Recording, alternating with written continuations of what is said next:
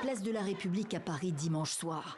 Quelques centaines de jeunes rassemblés, écologistes, partisans de la gauche essentiellement, écœurés face à la performance de l'extrême droite aux législatives européennes et notamment en France. De voir l'extrême droite qui remonte comme ça en flèche, c'est complètement hallucinant.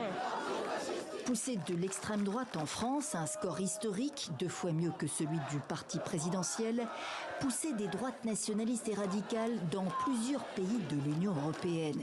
Au Parlement européen, elle se renforce, sans pour autant détrôner la droite conservatrice, le PPE, qui reste la première force politique au sein du Parlement pour 5 ans, suivie des sociodémocrates et des centristes de Renew.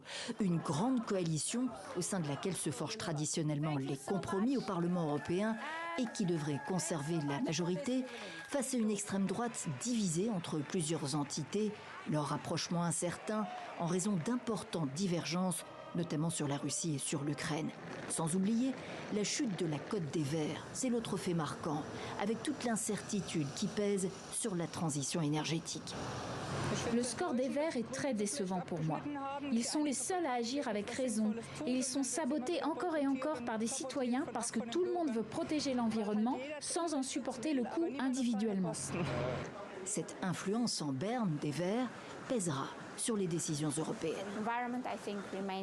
L'environnement, je crois, reste vulnérable. Mais aussi, au regard du nouveau visage du Parlement, d'autres sujets comme la réforme des institutions, l'élargissement de l'Union et même la défense, quel que soit le degré de défense européenne envisagé, me semblent également à risque à présent. Une conséquence directe de la droitisation de la représentation parlementaire européenne.